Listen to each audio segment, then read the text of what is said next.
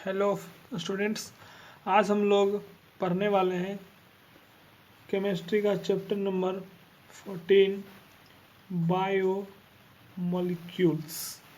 ठीक, चलिए हम लोग इस स्टार्ट करते हैं इसे। तो सबसे पहले हम लोग समझते हैं कि बायो मॉलिक्यूल्स क्या होता है। तो जो बायो मॉलिक्यूल्स है वो कॉम्प्लेक्स ऑर्गेनिक कंपाउंड होता है। ठीक, जो बायोमोलिक्यूल्स होता है वो कॉम्प्लेक्स ऑर्गेनिक कंपाउंड होता है। हम लोग एल्डिहाइड, कीटोन, कार्बोक्सिलिक एसिड पढ़े थे, वो सब सिंपल ऑर्गेनिक कंपाउंड था।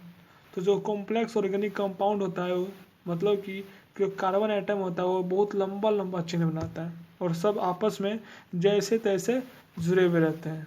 उस टाइप के हम लोग कंपाउंड को हम लोग बायोमोलिक्यूल्स बोलते हैं। और एक और बात कि ये सब जो बायोमोलिक्यूल्स हैं यानी कॉम्प्लेक्स ऑर्गेनिक कंपाउंड जो हैं वो सब नेसेसरी होता है फॉर लिविंग बींग्स। जो लिविंग बींग्स का बायोलॉजिकल फंक्शन होता है उसके लिए ये बहुत ही नेसेसरी होता है। ठीक, सबसे पहले हम लोग लिखते हैं कि व्हाट इज बायोमोलिक्यूल्स। तो ये क्या होता है? The complex organic compound which are necessary for biological function of living beings are called biomolecules। तो ऐसे कॉम्प्लेक्स ऑर्गेनिक कंपाउंड जो कि लिविंग बींग्स के बायोलॉजिकल फंक्शन के लिए ज़रूरी है उसे हम लोग बोलते हैं बायोमोलिक्यूल्स। ठीक, जो बायोमोलिक्यूल्स होते हैं यानी कि बायोमोलिक्यूल्स आर फर्स्ट है हमारा कार्बोहाइड्रेट्स, दूसरा है प्रोटीन्स, फिर हमारा जो थर्ड है वो है न्यूक्लिक एसिड, फोर्थ है हमारा एंजाइम्स और पांचवा है हमारा विटामिन्स। ठीक है, तो ये सब पांचों जो है वो बायोमोलिक्यूल्स है, ऑर्गेनिक बायोमोलिक्यूल्स। तो जो 2020-21 में सिलेबस है उसमें कार्बोहाइड्रेट्स, प्रोटीन्स और न्यूक्लिक एसिड पढ़ना है हमें, और एंजाइम्स और इसके बारे में नहीं पढ़ना है। तो हम इन तीनों के बारे में डिटेल में पढ़ेंगे। ठीक, चलिए एक एक करके हम तीनों बारे में पढ़ते हैं। तो सबसे पहले है वो हमारा है कार्बोहाइड्रेट्स। चलिए हम शुरू करते हैं। What is carbohydrates and it's classifications.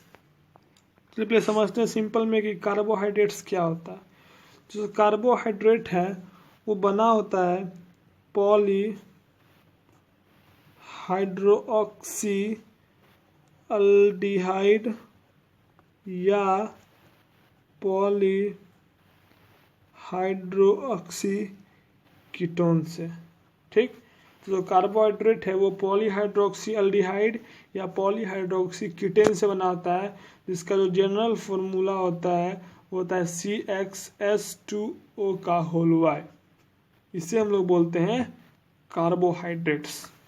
तो कोई पूछा व्हाट इज कार्बोहाइड्रेट्स, तो हम लोग बोलेंगे कि दे या the complex organic compound, the complex organic compound which are made up of polyhydroxy aldehyde or polyhydroxy ketone having general formula CxH2O का whole Y are called carbohydrates. ठीक, तो the complex organic compound which are made up of polyhydroxy aldehyde या polyhydroxy ketone having general formula CxH2O का whole Y are called carbohydrates.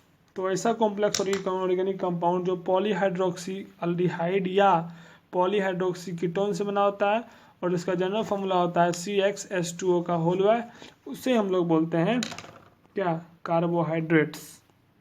जैसे example देखिए, जैसे हमारा example, जैसे ग्लूकोज का फॉर्मूला क्या होता है C6H12O6। फिर उसी प्रकार जैसे कि सुक्रोज फॉर्मूला क्या होता है C12H22O11। जैसे कि और स्टार्च C6H10O5 का होल n। अब आप क्या कीजिए कि इसको इससे कंपेयर कीजिए। तो जब हम लोग x को 6 मानेंगे और y को भी 6 लेंगे तो हमारा ग्लूकोज बन जाएगा, ठीक। फिर उसी प्रकार अगर जब हम C को 12 लेंगे और YH2O को हम लोग 11 लेंगे तो हमारा सुक्रोज बन जाएगा।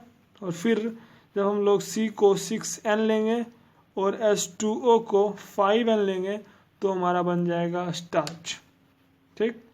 बहुत सिंपल सा है कि कोई ऐसा कॉम्प्लेक्स कंपाउंड जो कि पॉलीहाइड्रोक्सी एल्डिहाइड या पॉलीहाइड्रोक्सी कीटोन से बना होता है, जिसका जनरल फॉर्मूला होता है CxH2OY, उसे हम लोग बोलते हैं कार्बोहाइड्रेट्स। जैसे कि आप लोग एग्जाम्पल में देख लिए, ग्लूकोज, सुक्रोज और स्टार्च, ठीक। तो अगर आप यहाँ पे पॉज करके नोट कर लीजिए, फिर हम लोग आगे पढ़ते हैं क्लासिफिकेशंस ऑफ कार्बोहाइड्रेट्स। अब हमारा आगे है क्लासिफिकेशंस ऑफ कार्बोहाइड्रेट्स। अब जस्ट पीछे क्या पढ़े कि जो कार्बोहाइड्रेट होता है वो बना होता है पॉलीहाइड्रोक्सी एल्डिहाइड से या पॉलीहाइड्रोक्सी कीटोन से, ठीक। तो अब हम लोग पढ़ते हैं क्लासिफिकेशंस ऑफ कार्बोहाइड्रेट। जो कार्बोहाइड्रेट्स होता है वो 3 तरह का होता है। जो फर्स्ट है हमारा वो है मोनोसेकेराइड्स। फिर जो सेकेंड है हमारा वो है ओलिगोसेकेराइड्स, ठीक। और फिर जो थर्ड है वो है हमारा पॉलीसेकेराइड्स, ठीक। तो ये 3 तरह का होता है हमारा कार्बोहाइड्रेट्स, मोनोसेकेराइड्स, ओलिगोसेकेराइड्स और पॉलीसेकेराइड्स। तो सबसे पहले हम समझते हैं कि मोनोसेकेराइड्स का मतलब क्या होता है। तो मोनो का मतलब होता है 1, ठीक है। दो का मतलब होता है मोर देन 1 और पॉली का मतलब होता है बहुत सारा, ठीक। तो व्हाट इज मोनोसेकेराइड्स, अभी जस्ट पीछे पड़ेगी। कार्बोहाइड्रेट बना होता है पॉलीहाइड्रोक्सी कीटोन से और पॉलीहाइड्रोक्सी एल्डिहाइड से। तो ऐसा कार्बोहाइड्रेट्स जो सिर्फ मतलब सिंगल पॉलीहाइड्रोक्सी एल्केन एल्डिहाइड या सिंगल पॉलीहाइड्रोक्सी कीटोन से बना होगा, मतलब कोई एक उसमें से, या पॉलीहाइड्रोक्सी कीटोन या पॉलीहाइड्रोक्सी एल्डिहाइड लेकिन सिंगल, तो उससे हम लोग बोलेंगे मोनोसेकेराइड्स। और ऐसा कार्बोहाइड्रेट्स जो कि बना होगा मोर देन 1, 2 होगा, 3 होगा, लेकिन मतलब फिक्स होगा कि इतना से बना हुआ है, ठीक, उसे हम लोग बोलेंगे ओलिगोसेकेराइड्स। और पॉलीसेकेराइड मतलब होता है कि एक से ज़्यादा लेकिन इनडिफिनिट, मुझे मतलब पता नहीं है कि एक है कि 2 बनेगा कि 3 है, उसे हम लोग बोलेंगे पॉलीसेकेराइड्स। तो जैसे फर्स्ट है हमारा मोनोसेकेराइड्स, तो जो कि मतलब कि सिंगल पॉलीहाइड्रोक्सी कीटोन या सिंगल पॉलीहाइड्रोक्सी एल्डिहाइड से बना होगा। तो the type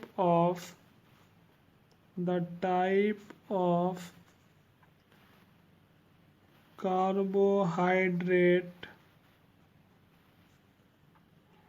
which are made up of single polyhydroxy aldehyde या polyhydroxy ketone are called monosaccharides,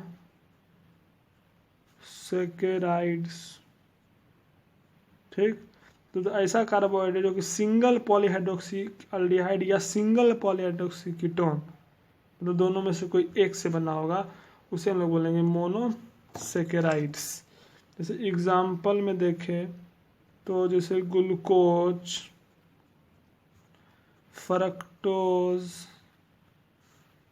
triose, hexose, pentose, tetrose, मतलब बहुत सारा होता है।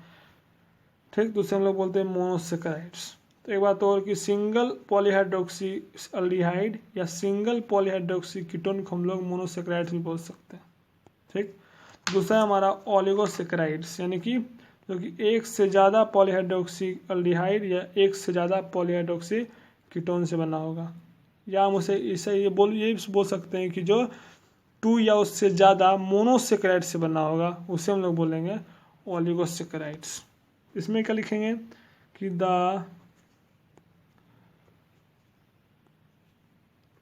The type of carbohydrates which are made up of 2 or more fixed number of monosaccharides are called oligosaccharides. ठीक, तो ऐसा carbohydrate जो कि 2 या उससे ज़्यादा लेकिन फिक्स होना चाहिए, ठीक, मोनोसेक्राइड से बना होगा, उससे हम लोग बोलेंगे ओलिगोसेकेराइड्स। जैसे एग्जांपल में सुक्रोज,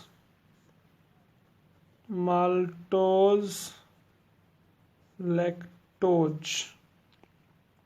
फिर तीसरा हमारा polysaccharides. The type of carbohydrate which are made up of more than 1 indefinite number of monosaccharides. तो ऐसा कार्बोहाइड्रेट जो कि एक से ज़्यादा लेकिन इनडिफिनिट होना चाहिए, मतलब कि उसका कोई पता नहीं है, लेकिन मन से बोलिए 200 से 300 के बीच, तो 201 भी हो सकता है, 299 भी हो सकता है, 250 भी हो सकता है, तो कोई फिक्स नहीं है। उस टाइप को सेक्राइड्स को हम लोग बोलते हैं पॉलीसेक्राइड्स। जैसे एग्जांपल स्टार्च, ग्लाइकोसेन और सेलुलोज, ग्लाइसोलिन और सेलुलोज। तो ये हमारा हो गया classifications of carbohydrates, monosaccharides, oligosaccharides और पॉलीसेक्राइड्स। जो एक पॉलीहाइड्रोक्सी अल्डिहाइड या सिंगल पॉलीहाइड्रोक्सी कीटोन से बना होगा वो मोनोसेक्राइड्स, और जो एक से ज़्यादा या 2 से ज़्यादा लेकिन फिक्स नंबर में बना हो उसे ओलिगोसेक्राइड्स, और जो इनडिफिनिट मतलब कोई पता नहीं है उसे हम लोग बोलेंगे पॉलीसेक्राइड्स। ठीक, अब हम लोग आगे पढ़ेंगे मोनोसेक्राइड्स के बारे में, मतलब तीनों बारे में पढ़ना है डिटेल में। तो सबसे पहले हम लोग पढ़ते हैं मोनोसेक्राइड्स के बारे में, इसका IUPAC नेम कैसे लिखा जाता है, कुछ एग्जाम्पल्स देखेंगे हम लोग। ठीक है, तो पहला हमारा है मोनोसेक्राइड्स। तो ये क्या होता है, तो ये होता है पॉलीहाइड्रोक्सी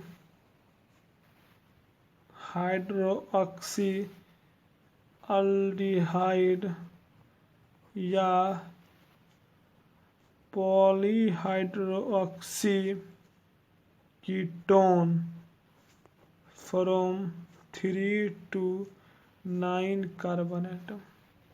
ठीक, उसे हम लोग बोलते हैं मोनोसेक्राइड्स। अब क्यों, मतलब 3 से क्यों, 2 नहीं हो सकता, तो इसके लिए हम लोग एग्जांपल देखते हैं। उससे पहले हम लोग समझते हैं इसका जनरल फार्मूला क्या होता है। तो कार्बोहाइड्रेट का जनरल फार्मूला होता था CxH2O का होल Y। तो जो मोनोसेक्राइड्स होता है उसमें क्या होता है कि X बराबर Y होता है। ठीक, तो हम लोग X बराबर Y को मान लेते हैं N, तो यहाँ क्या बन जाएगा CnH2O का होल N, यानी कि CnH2nOn। तो ये हमारा हो गया जनरल फार्मूला ऑफ मोनोसेक्राइड्स। तो जनरल फार्मूला क्या हो गया, CnH2nOn। ठीक, एक और इसका हम लोग नाम कैसे लिखते हैं, यानी कि naming, IUPAC name, IUPAC name. अगर अल्डिहाइड रहा तो हम लोग लिखते हैं अल्डो प्लस रूट वर्ड प्लस ओज। अगर कीटोन रहा तो कीटो प्लस रूट वर्ड प्लस ओज। जैसे हम लोग एग्जाम्पल समझते हैं, हम लोग मान लेते हैं पहला एग्जाम्पल n बराबर 3, तो क्या बन जाएगा C3H2 × 3 6O3, इसे हम लोग बोलते हैं ट्राइओज।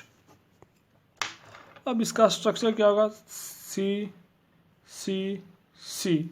एक बात और, अल्डिहाइड जो होता है वो हमेशा फर्स्ट कार्बन पे होता है, ठीक। और जो बच गया सब उसमें हम लोग OH दे देंगे, फिर हम हाइड्रोजन से इसका 4 वैलेंसी पाने के लिए हाइड्रोजन को लगा देंगे, तो इसका नाम हो जाएगा हमारा, ये क्या है, अल्डिहाइड का ग्रुप है, तो अल्डो रूट वर्ड क्या है, 1 2 3 ट्राई, लास्ट में लगाना जरूरी है ओज। उसी प्रकार हम लोग मान लीजिए जैसे कि ये, और जो कीटोन होता है वो हमेशा सेकेंड कार्बन पे होता है।